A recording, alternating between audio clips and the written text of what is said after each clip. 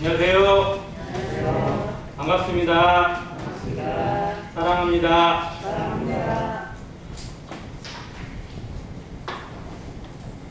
예상했던 것보다 더 많이 빈자리가 보여서 좀 아쉬움도 없지 않아 있습니다. 그럼에도 폭풍 가운데도 그 가운데 계셨던 주님, 풍랑 가운데도 그 가운데 걸어오셨던 주님을 이 시간 또 생각하게 됩니다. 어떠한 환난 가운데 있어도 주님은 그 가운데 계시고 그걸 다스리고 계시는 주님이신 것을 믿습니다. 이 여정 가운데도 우리에게 분명한 뜻이 있고 또 하나님의 음성이 있고 하나님의 계획이 있으리라 믿게 됩니다. 우리가 지금 다 알지 못하지만 그것을 더욱 알아가게 되고 또 더듬어 생각하게 되고 또 묵상하게 되면서 주님이 주시는 놀라운 평강을 경험하게 되기를 간절히 원합니다. 오늘 요나서 4장 초반부가 되겠는데요. 말씀을 통해서 우리의 마음을 한번 되짚어보는 시간이기 원합니다. 지난 요나서 3장 후반부에 니느웨의 백성들, 즉 왕으로부터 시작해서 그 신하들, 그 모든 백성들, 심지어 그곳에 살고 있는 모든 생명체까지 하나님 앞에 회개하는 모습, 그리고 금식하고 백 가운데 엎드려 기도하는 모습을 보았습니다. 이방인 세계에서 이렇게 하나님 앞에 놀라운 변화와 회개와 또 자백하는 모습을 찾아낼 길이 없을 정도로 놀라운 기적이 이 니느웨 땅에 일어났습니다.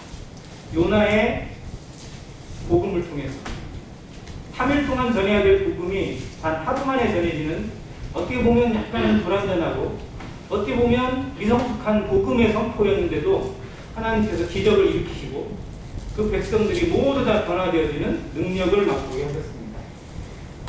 13장 끝절 10절을 보면 하나님이 그들이 행하는 것 곧 그 악한 길에서 돌이켜 떠나는 것을 보시고 하나님이 뜻을 돌이키사 그들에게 내리리라고 말씀하신 재앙을 내리지 아니하시니라. 요나는 하나님의 말씀으로 자기 원수된 니느웨에게, 그 아수르 제국에게 선포하기를 40일이 지나면 니느웨가 무너진다. 즉 무너질 것을 강조하면서 복음을 전했는데 거꾸로 니느웨 백성들은 40일이 차기로 전에 하나님 앞에 온전히 회개하는 모습으로 엎드렸습니다. 그리고 하나님께서는 작정하시고 선포하시고 내리리라고 말씀하신 재앙을 오히려 거두시고 그들에게 긍휼을 베푸시고 은혜를 베풀어 주셨습니다.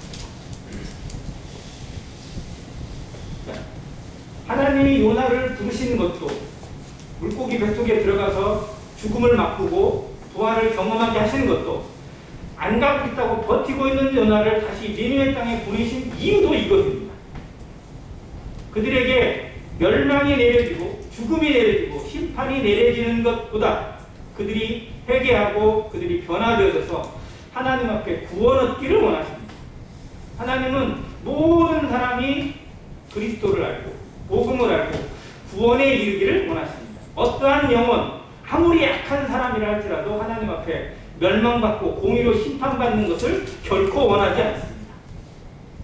이게 하나님의 마음입니다. 그런데 요나의 마음에 이 하나님의 뜻이 마음에 들까요, 안 들까요? 아멘. 그래서 오늘의 이 요나서 4장 초반부의 제목을 제가 이렇게 적었습니다. 하나님의 뜻이 억울한 인생.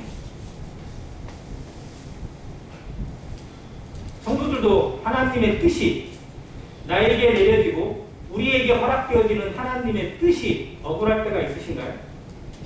조금 마음에 들지 않을 때가 있으신가요? 찾아보면 있더라고요.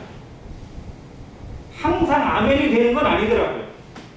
어느 때는 고개가 갸웃해질 뿐만 아니라 오히려 버티고 싶은 마음이 들고 따지고 싶은 생각이 들 때가 있고 또 따질 때도 있더라고요. 요나 같은 모습이 우리에게 없는 줄 알았는데, 나에겐 없는 줄 알았는데 살펴보니까 자주 나타나더라고요. 그래서 요나서를 통해서 우리의 모습을 보게 되고 나의 모습을 생각하게 됩니다. 여기에만 머문다면 성경이 의미가 없겠죠. 그것을 통해서 배우고 더듬어 발견하고 깨달아가고 나를 쳐서 복종시키는 훈련이 되지 못하고 연단이 되지 못한다면 성경은 그냥 글에 지나지 않을 것입니다. 그러나 그것이 하나님의 말씀이 하나님의 능력이 되는 것은 우리의 생각을 쳐서 복종시키고 하나님 앞에 굴복하게 만드는 힘이 말씀에 있기 때문에 그렇습니다. 그래서 요나의 이 고집이 하나님 앞에 어떠한 모습으로 요나를 겪게 되는지를 살펴보는 나오기 되기로 합니다. 여기서는 요나는 견고합니다. 하나님의 뜻이 끝까지 어서해요. 요나서 4장은 10절까지 되어 있는데 딱 반절씩 해가지고 둘로 나뉘어져 있어요. 앞부분에서도 요나는 하나님 앞에 버티고 대항합니다. 뒷부분에서도 역시 마찬가지예요. 사건의 내용은 다르고 내용은 약간 차이지만 그의 태도와 하나님의 모습은 똑같습니다.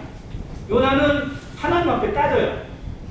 하나님 앞에 화를 내고 분노하고 그리고 심지어 뭐라고 합니까? 차라리 나를 죽여달라. 죽는 것이 사는 것보다 낫다고. 그야말로 마트에서 장난감 안 사준다고 DVD 누워가지고 소리 오래오래 지르고 있는 5살짜리 철부지 애기를 보는 것 같아요. 차라리 죽여달라고. 이러려고 나를 여기 보냈습니까? 이러려고 나를 이렇게 고생시킵니까? 차라리 죽여주세요! 하고 소리치고 있는 철부지의 모습이 이 요나에게 나옵니다. 그런데 우리는 철부지처럼 하나님 앞에 철부지 같은 모습으로 살아가는 모습은 없는지 정직하게 그려보겠다. 자, 4장 1절에 이렇게 시작합니다. 요나가 매우 싫어하고 성명입니다. 뭐가 싫어요? 니느웨가 벌을 받지 않는 것이. 망해야 되는데, 무너져야 되는데 자기 말한 대로 무너지지 않는 것이 마음에 안 듭니다. 하나님이 그들에게 심판을 내리셔야 되는데 그들을 용서하시고 그들을 불쌍히 여기신 것이 마음에 들지 않아요. 자, 하나님은 긍휼의 하나님이시고 또 은혜를 한없이 베푸시는 하나님입니다. 우리가 긍휼이라는 단어와 은혜라는 단어를 참 좋아하는데요. 조금만 좀 구분을 해볼게요. 긍휼은 어떤 의미냐면 내리셔야 할 재앙과 심판과 죽음과 저주를 내리시지 않는 것이 긍휼이에요. 벌을 받아야 되는데 벌을 내리시지 않는 것, 그 상태가 긍휼입니다. 그런데 은혜는 아무것도 받을 자격이 없는 사람에게 더 큰 것을 주시는 것이 은혜예요. 즉 긍휼도 은혜의 한 부분이지만 은혜는 긍휼을 초월합니다. 그래서 벌을 받아야 되고 멸망해야 되고 지옥에 던져야 될 인생을 그리스도의 보혈로 살리신 것이 긍휼이라면 그런 사람을 하나님의 자녀로 삼으시고 하나님 앞에 왕같은 제사장으로 삼으신 건 은혜입니다. 이건 또 다른 차원이고요. 더 큰 거예요. 그래서 성경은 우리에게 은혜 위에 은혜를 얘기해주고 있습니다.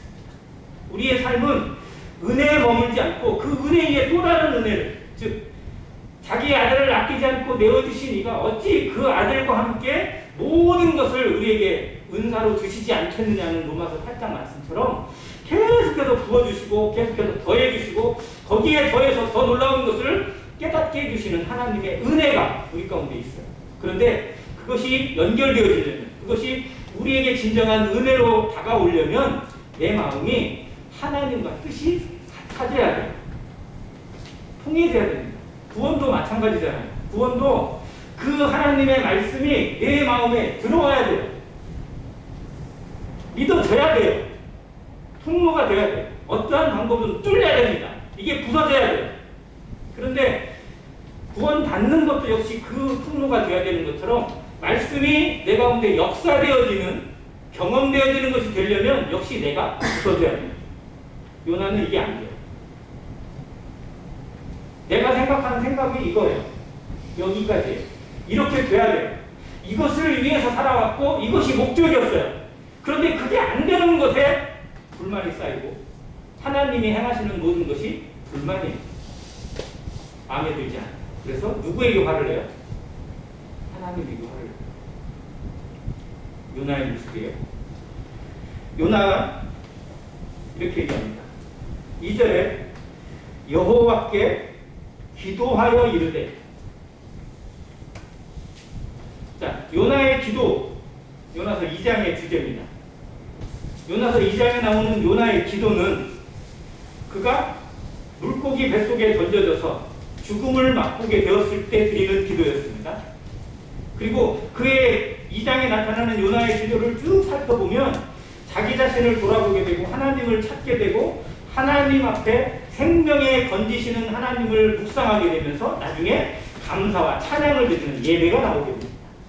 이게 기도의 능력이고 기도의 흐름입니다. 우리의 기도는 그런 흐름을 가지고 나와야 정상이에요. 자, 그런데 4장에 나와 있는 요나의 기도는 앞부분의 내용과 너무 달라요. 제가 보기에 이거는 기도라고 써있지 실상 기도가 아니에요. 이건 땡깡이에요. 하나님 앞에 반항하는 것이지 결코 기도가 못 됩니다. 내용상으로는 기도를 했다고 할지 모르지만 하나님이 절대 받으실 수 없고 받아서도 안 되는 기도가 우리 가운데 드려지고 있다면 이건 요나의 모습이 우리에게도 반복되는 거예요. 창세기 4장 1절부터 보면 하나님이 보여주는 두 가지의 모습이 나오는데요. 아담이 낳은 두 아들 가인과 아벨이 하나님 앞에 제사를 드립니다. 번제를 드려요. 자, 그런데 가인은 자기가 지은 농산물, 소산물을 가지고 번제를 드리고요. 제사를 드려요. 아벨은 뭘로요? 양과 그 기름으로 하나님께 드립니다. 둘 다 똑같이 제사를 드려요. 누구에게 드려요? 하나님께 드려요. 그런데 결과는 어떻게 되죠? 하나님께서 아벨의 제사는 받으시고 가인의 제사는 연락하지 않으세요.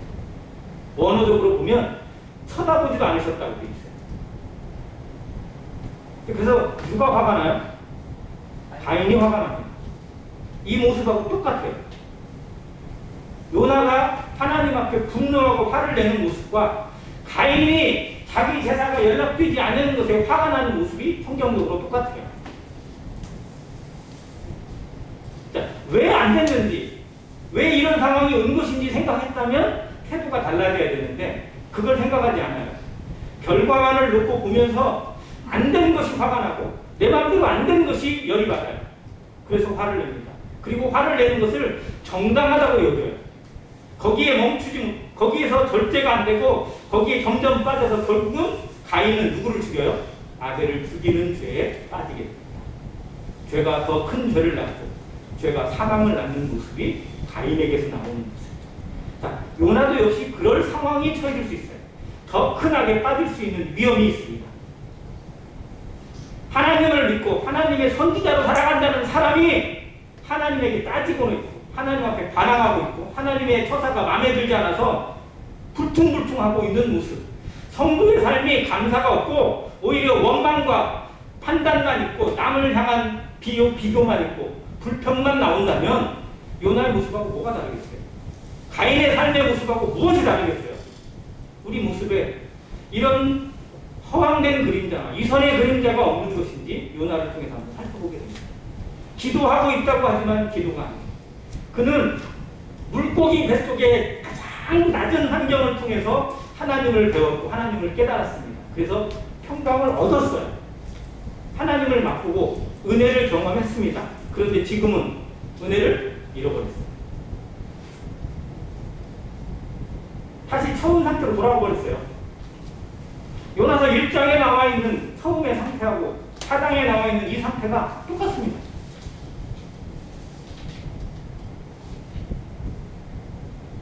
우리의 구원, 우리의 은혜, 우리의 평강 수시로 잃어버립니다. 우리의 평강을 잃게 만드는 요인들이 우리에게 너무 많아요. 그런데 지켜내지 못하고 있고 버티지 못하고 있는 우리의 모습도 한번 생각해 보게 됩니다. 요나가 무엇에서 이걸 잃어버렸을까요? 무엇 때문에 하나님과의 관계가 깨지고 하나님 앞에 오히려 원망과 불평이 나오고 불만이 나오게 되었을까요? 내 생각입니다. 내 생각. 이사야 55장에 너희의 생각은 내 생각과 다르고 내 길은 너희의 길과 다르다고 했어요. 그래서 너희 생각을 버리고 여호와께로 나오라고 했어요. 성도들이 살아가는 삶의 원칙입니다. 내 뜻인지 하나님의 뜻인지 하나님의 말씀인지 내 고집인지 우리는 언제 어느 순간이든 이 두 가지에 머물러 있습니다. 선택을 해야 돼요. 이것이 과연 하나님의 뜻인지 내 고집인지 내가 원해서 이걸 하고 있는 것인지 하나님께서 이걸 통해서 나를 연단하고 계신 것입니다. 물론 어떤 것이든 하나님께서 연단의 과정을 주시겠지만 내 마음의 평강을 잃게 되는 원인들이 내 고집에 있다는 사실을 늘 기억해야 됩니다. 어떠한 것은 하나님이 주셨다라고 받게 되면 우리는 평강을 안 잃어버려요. 건강을 잃었을 때도 건강은 잃었을지 모르지만 평강은 잃지 않습니다. 돈을 잃고 모든 것을 잃어버려도 평강을 잃지 않는 성도들이 많아요. 그런데 이만큼도 안 잃어버렸는데 평강을 잃어버려요. 그러면 모든 것을 잃어버린 것보다 더합니다. 요나의 모습에서 정말 내 중심은 하나님 앞에 어떻게 서 있는지 어떻게 지켜지고 있는지를 살펴보게 됩니다. 요나가 얘기합니다. 여호와여 내가 고국에 있을 때 처음을 얘기하는 거예요. 이러하겠다고 말씀하지 아니하였나이까. 내가 왜 도망했는지 내가 왜 니느웨로 안 갔는지 내가 왜 다시스로 갔는지 여기가 나와요. 내가 빨리 다시스로 도망하였사오. 내가 다시스로 도망한 이유가 뭐냐? 주께서는 은혜로우시며 자비로우시며 노하기를 더디하시며 인애가 크시사 뜻을 돌이켜 재앙을 내리지 아니하시는 하나님이신 줄을 내가 알았음이니이다. 자, 이 말을 종합해 보면 이거예요. 요나는 자기가 니느웨로 가서 복음을 전하게 되고 하나님의 심판을 선언하게 되면 그들이 혹시라도 회개하게 되고 혹시라도 마음에 깨달아지게 되어서 조금이라도 반성하는 태도를 보이면 하나님은 옳다구나 즉시 기다리시고 재앙을 내리지 아니하시는 분이신 줄을 내가 알았다. 그러니까 나는 내 목적은 니느웨가 어떻게 돼야 돼? 망해야 돼요. 왜? 니느웨는 우리나라를 쳐들어온 원수고요. 우리를 언제든지 집어삼킬 수 있는 강대국이고 빨리 망하는 게 도움이에요. 우리 민족을 위해서, 나를 위해서. 그러니까 그런 민족이 망해야 되는데 혹시라도 내가 가서 안 망하게 되면 이건 우리 민족을 배반하는 거잖아요. 그러니까 나는 우리 민족을 배반하는 이런 일을 할 수가 없습니다. 그래서 내가 안 가겠다고 그랬던 겁니다. 하나님은 이런 하나님인지 내가 알았으니까. 이런 말로 보면 요나는 참 민족주의자예요. 자기 민족을 지극히 아끼는 민족주의자입니다. 이스라엘을 생각해서 우리 백성들이 이 아수르 때문에 당할 고난을 생각해서 나는 아무것도 안 하고 싶었어요. 그래야 얘들이 망하니까. 내가 혹시라도 가서 한마디 했다가 안 망하면 어떻게 돼요? 그래서 내가 안 가고 싶은 거고 다시스로 도망했던 겁니다. 라고 말하고 있어요. 틀린 건가요? 결과를 들어볼게요. 자, 일본이 우리나라를 쳐들어오기 전에 예를 들어서 1910년에 우리나라가 최종 일제 합병이 됐는데요. 그 전부터 실제로 일제 작업이 있었죠. 자, 그런데 그 전에 한 50년 전에 하나님께서 선지자를 일본에 보내시는 거예요. 야, 일본이 지금 너무 멋대로 살아가지고 망하게 생겼으니까 네가 가서 좀 경고를 해라. 자, 그러면 우리나라의 사람 중에 하나님을 경외하는 사람이 이 하나님 말씀이면 나는 일본에도 가고 미국에도 가고 어디든 갑니다. 라고 가서 일본에 가가지고 너희들은 하나님께 범죄했다, 잘못했다, 망한다! 라고 경고를 해가지고 그들이 혹시 우리 잘못했나 보네, 하나님 앞에 회개해야 되겠네 라고 마음을 돌이켜서 정신을 차리게 되면 우리나라에 좋은 거예요, 안 좋은 거예요? 우리나라에 안 좋은 거라고 우리가 여기는 거예요. 이게 민족주의제예요. 민족주의. 다른 말로 이기주의입니다. 자, 신앙이 넘어야 될 것, 이기주의입니다. 신앙인들이, 교회가 반드시 극복해야 될 벽이 뭐냐? 이기주의입니다. 나만 생각하는 거예요. 우리만 생각해요. 우리 교회에만 좋으면 다 된다고 생각해요. 나에게 도움이 되면 다 된다고 생각합니다. 이게 세상을 살아가는 방식인데 신앙인은, 하나님의 사람들은 이걸 초월해야 됩니다. 근데 이게 넘기가 보통 일이 오냐? 일본이 망해야 돼요? 안 망해야 돼요? 지금 잘 나가고 있을 때도 망하기를 바라는데 망한다고 하는데 박수 쳐줘야죠. 그 마음에 요나가 지금 니느웨가 망하는데 당연히 박수 쳐야지. 내가 가서 뭐하러 헛짓을 해요. 하나님이 혹시라도 인애가 많으시고 자비가 많으셔서 그들을 용서해 주시면 우리 민족이 잘못되는 건데 나는 갈 수가 없었어요. 그래서 안 간 거예요. 그런데 하나님이 귀엽고 보내시더니 지금 이렇게 나라에 입고를 만드셨잖아요 라고 따지는 거예요. 그러니까 이스라엘 민족의 입장에서 보면 이 요나의 항변이 하나님을 향한 원망이 이해가 돼요. 왜냐하면 전에 말씀드린 것처럼 이 일 후에 이스라엘은 아수르에 의해서 니느웨에 의해서 30년도 안 돼서 망합니다. 여기서 회개한 니느웨가 여기서 회개한 아수르가 20년 조금 지나가지고 이스라엘을 쳐들어가지고 이스라엘이 최종 멸망을 해요. 그러니까 요나는 진짜로 안 가는 것이 어쩌면 민족을 위한 것일 수도 있었어요. 그런데 정말 그런 건가요? 결과를 놓고 보고 그렇게 해야 되는 건가요? 성도가? 자, 우리는 하나님의 말씀이 우리의 삶에 손해가 된다고 여겨지면, 우리 교회의 손해가 된다고 여겨지면 그걸 할까요? 아니요, 그냥 조용히 지나가길 바라고 없는 것처럼 지나가길 바랄 수도 있습니다. 문제는 그것이 하나님의 뜻이라면 내게 손해가 오더라도, 우리에게 막심한 피해가 오더라도 그걸 감당하고자 하는 마음이 있느냐는 거예요. 그건 넘기 어려운 벽일 수도 있습니다. 그러나 우리에게 그 말씀을 주셨다는 것은 그걸 통해서 하나님의 마음을 알라는 겁니다. 이런 간증을 드리기는 참 어렵지만 제가 존경하는 모임의 사역자님 중에 자녀를 먼저 보낸 두 분이 있습니다. 다른 분들도 아마 자녀를 먼저 앞세운 성도들이 아마 있을 거예요. 그런데 대구에 있는 도정일 형제님과 그리고 의정부에 사역하시는 이세준 형제님 둘 다 개인적으로 교제해보고 간증도 들어봤습니다.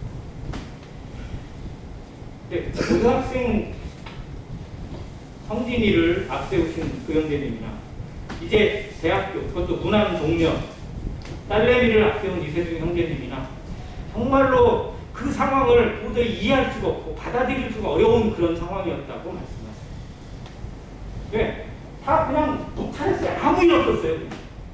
그렇게 잘 다니고 있다가 어느 날 갑자기 백혈병에 걸렸다고 하는 이야기를 그 병이 왔다는 소식을 들었을 때 의사에 찾아가서 병원에 진단 받았을 때 불치라 어떻게 손을 써볼 수가 없는 지경이라고 그 소식을 들은 성도들이 수없이 많이 기도를 하고 하나님 앞에 매달려서 정말 이 가정에 하나님의 은혜를 내려달라고 이 아이에게 하나님의 생명을 내려달라고 지금은 아니라고 그렇게 애절하며 하나님 앞에 기도를 했는데도 하나님이 데려가셨어요. 하나님께 원망해야 되지 않아요? 당연히 원망해야 되잖아요. 어떻게 하나님 나에게 이러십니까? 내가 하나님의 일을 안 한 것도 아니고 하나님 앞에 그렇게 사역하면서 하나님의 교회를 위해서 성도를 위해서 복음을 위해서 살아온 나에게 어떻게 이런 일을 허락하실 수 있습니까? 라고 따져야 되잖아요. 그런데 아이가 정말 죽을 수밖에 없다는 사실을 받아들이고 그 아이의 손을 잡고 기도하던 그분들이 깨달은 게 뭐냐? 예수님의 십자가를 깨달았다. 아들을 앞세우셔만 했던 하나님의 마음이 어떠했는지를 몸소 가슴으로 치면서 깨닫게 되었다고 합니다. 아들을 죽이셔만 했던 하나님의 마음이 뭔지 지금까지 잘 몰라왔는데 그저 감사하고 그저 고맙고 내 죄가 사함받았으니까 되었다고 생각했던 그 마음이었는데 그걸 허락하시고 그걸 눈으로 보시면서 그 사람들에게 피조물들에게 침뱉음 받고 저주를 받고 온갖 욕을 당하시면서 벌거벗음 당하는 아들을 쳐다보시는 하나님의 마음이 어떠했는지 아들을 앞세워야 되는 하나님의 마음이 정말 이런 마음이었겠구나. 아무것도 못하고 가만히 지켜봐야 했던 이 무력한 아버지의 마음처럼 모든 것을 전지전능하신 하나님이 손을 놓고 있어야 됐던 그 마음이 무엇이었을지 느끼게 되니까요. 정말 하나님 감사가 나오고 눈물이 나오더라고요. 이게 십자가의 은혜고 이게 십자가의 사랑이고 이게 하나님의 사랑이구나라고 나에게 경험하게 하시기 위해서 나에게 이 아픔을 허락하신 거구나라고 깨달아지니까요. 아이의 손을 놓아줄 수가 있어요. 선물로 받을 수가 있어요. 왜 아픔이 없겠어요? 왜 이 가슴이 찢어지는 게 없겠어요? 그런데 하나님의 마음을 경험한다는 건 그냥 되어지는 일이 아닙니다. 우리가 하나님의 마음을 알아간다는 건 그냥 이론이 아닙니다.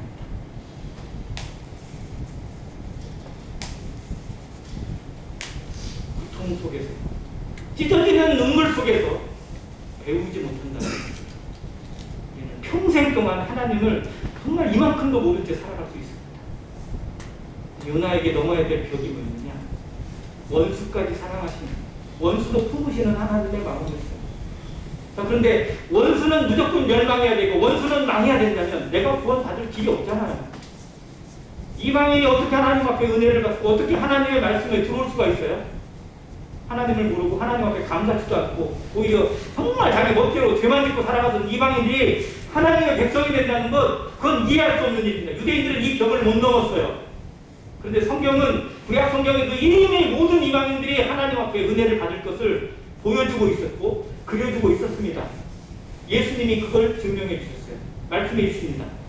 자기 선지자가 고향에서 환영받지 못한다는 말씀을 하시면서 오히려 뭐라고 하셨느냐? 엘리야의 때 수많은 과부도 있었지만 오히려 수넴, 사렙다 과부가 구원을 받았다. 엘리사 때 수많은 나병 환자가 있었지만 오히려 나하만 장군이, 아람 사람 나하만이 구원을 받았다.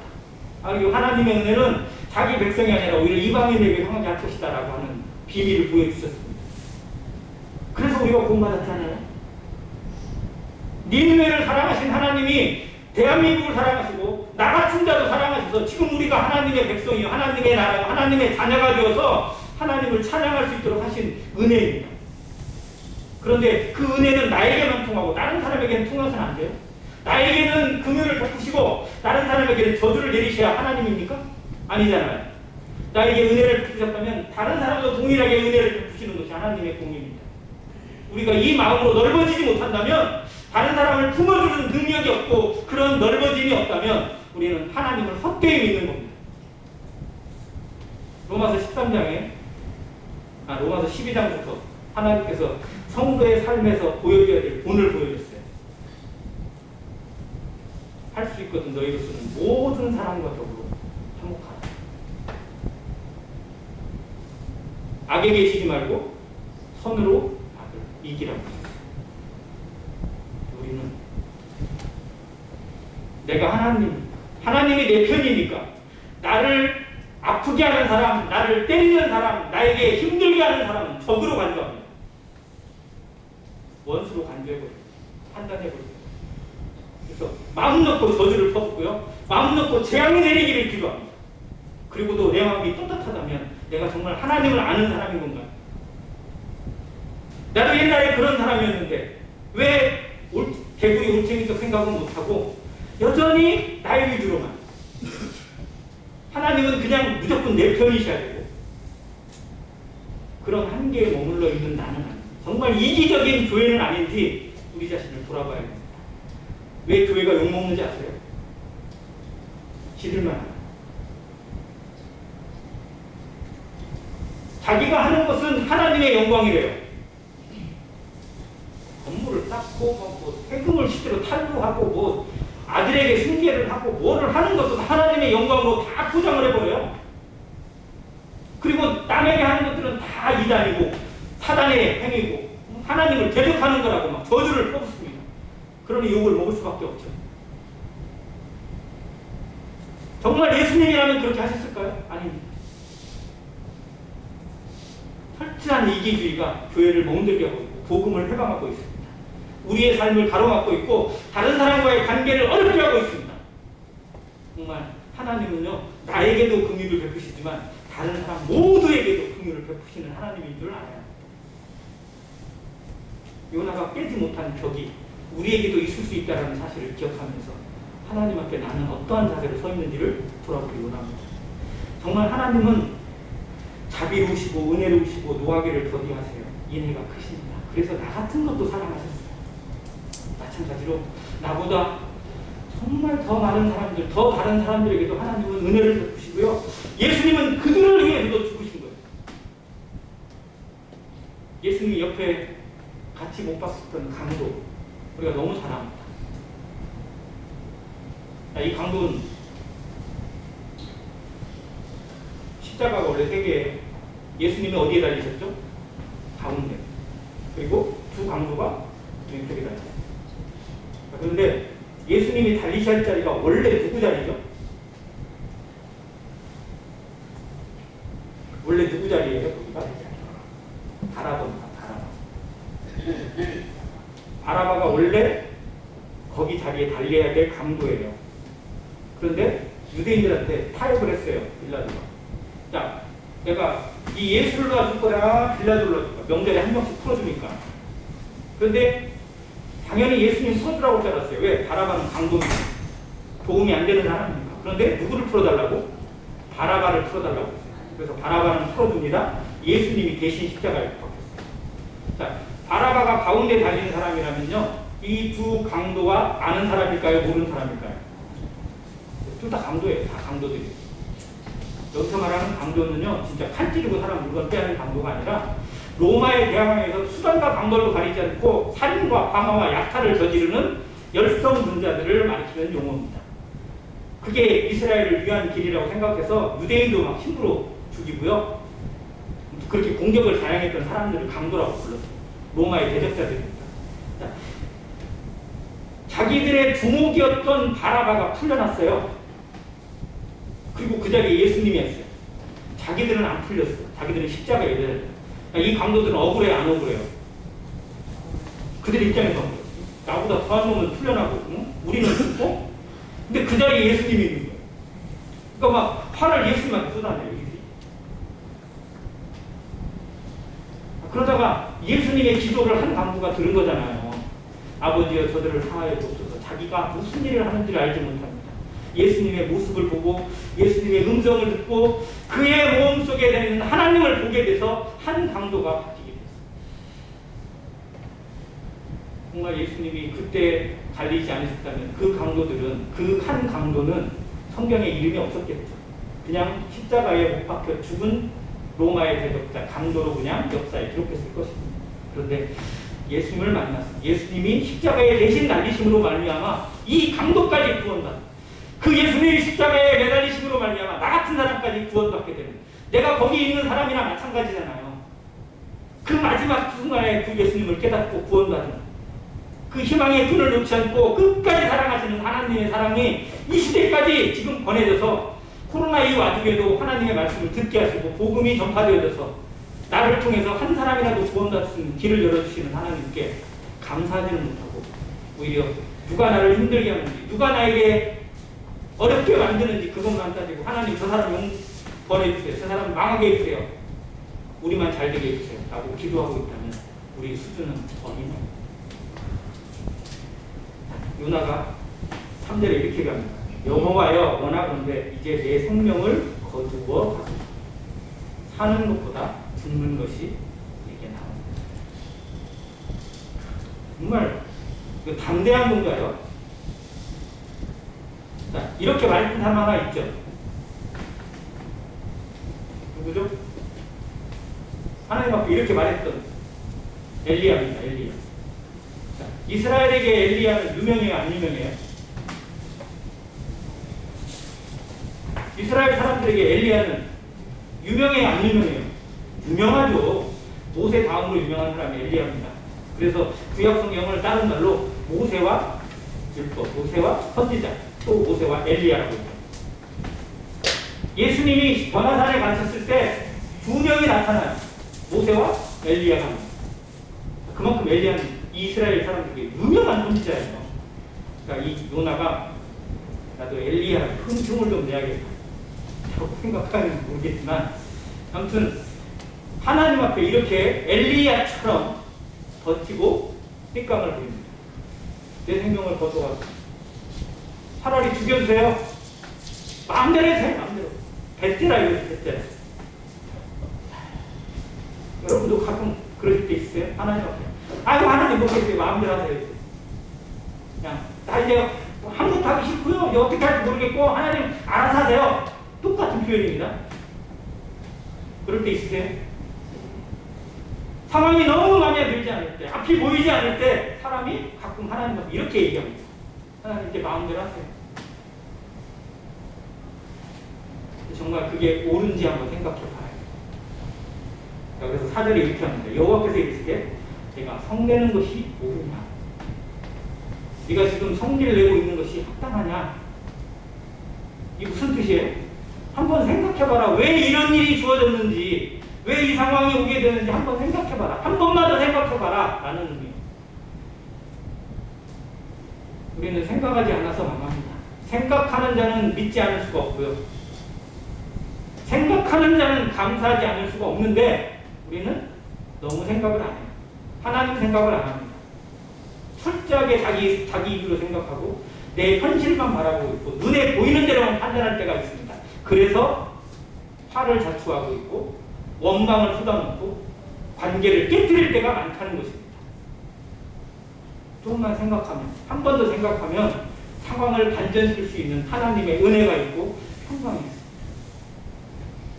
에베소서 2장에 이렇게 그러므로 생각하라. 그때 너희는 이런 사람이고 이런 사람. 생각해보면 우리가 받은 은혜가 얼마인지, 생각해보면 하나님이 나를 얼마나 섬세하게 다루고 계신지를 알게 됐는데 이런 생각을 안 해요. 엎드리진 않아요. 묵상하지 않아요. 말씀에 자신을 드리지 않고 눈에 보이는 대로 현실이 싫어서, 상황이 싫어서 하나님께 배째라고 달려들 때가 있다는 것입니다. 우리의 모습에서 이런 경솔함이 없는지, 이런 어린아이 같은 유치한 모습은 없는 것인지 하나님은 이걸 다루고 싶어 하세요. 이걸 변화시키기 원하세요. 여기가 깨지길 원하십니다. 그래서 상황을 더욱 어렵게도 가세요. 요나서 4장 후반부에는 그 상황이 나옵니다. 요나가 철저하게 깨지기 위해서 무엇이 필요했는지, 자신의 한계가 얼마나 낮은지, 그의 심령이 얼마나 밑바닥이 약한지를 보여주시는 하나님의 비유가 나와 있고 상황이 나와 있습니다. 우리에게도 그런 상황이 올 수 있어요. 그 상황을 통해서 우리 마음이 변화되어지게 하나님이 기뻐하십니다. 우리 마음이 하나님으로 말미암아 평강을 잃어버리게 하시는 상황들이 찾아옵니다. 내 마음에 들지 않는 상황, 우리가 원치 않는 상황은 언제든지 찾아오게 되어 있습니다. 그러나 그 모든 상황을 누가 주관하신다고요? 하나님께서 주관하십니다. 하나님께서 주관하시는 상황 속에 우리를 멸망으로 인도하시는 분이 결코 아니라는 사실, 우리에게 더 큰 평강 가운데 더 놀라운 것을 깨닫게 하시고 하나님의 마음을 알아가게 하시기 위해서 그런 상황을 허락하셨다는 것을 생각해야 합니다. 시편 16편에 다윗이 이렇게 고백했습니다. 내게 줄로 지어준 구역은 아름다운 곳에 있습니다. 나의 기업이 실로 아름답다. 그때 다윗은 어디에 있었을까요? 왕궁에 있었을까요? 광야에서 쫓기고 있을까요? 광야에서 쫓기고 있을 때, 사울에게 쫓겨가지고 굴로 들로 광야로 도망다니고 있을 때였어요. 그에게 줄로 지어준 구역은 결코 아름다운 곳이 아니었어요. 그런데 그는 하나님을 묵상함으로 아름다운 곳을 늘 맛보고 있었습니다. 우리에게 상황은, 이 세상에 주어지는 현실들은 더 어려움이 찾아올 수도 있습니다. 코로나가 더 어려울 수도 있고요. 경제적인 상황이 더 어려울 수도 있고, 정치적인 현실이나 모든 것들이 더 힘들 수도 있습니다. 하나님은 그 현실을 바꾸고 싶은 게 아니라 우리 마음을 바꾸고 싶어 하십니다. 나를 바꾸고 싶어 하세요. 그래서 그 마음 속에서 내가 깨지고 내 안에서 이기심이 사라지고 내 뜻이 아니라 하나님의 뜻이 서게 되는 성도,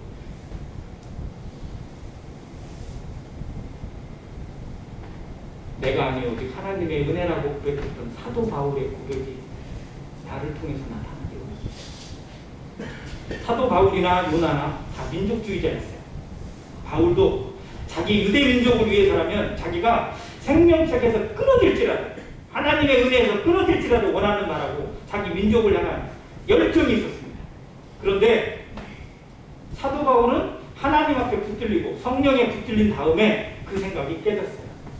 그래서 내가 아니요 오직 하나님의 은혜라, 내가 아니요 하나님의 뜻이라고 하는 삶으로 하나님의 역사를 이루고 복음의 역사를 이루고 기독교의 역사를 이루어가는 하나님의 도구가 되었다면, 요나는 자기 생각이 깨지지 않는 그 어린아이 수준을 벗어나지 못한 모습을 우리에게 보여주고 있습니다. 우리는 신앙은 요나의 길을 갈 것인지 사도 바울의 길을 갈 것인지 결정해야 되는 순간이 있습니다. 내 생각인지 하나님의 뜻인지, 우리의 결정은 무엇인지 조용히 묵상합니다. 오늘 하루에 하나님의 뜻이 나에게 온전히 서게 되는 모든 성도 되시기를 간절히 바랍니다. 감사합니다.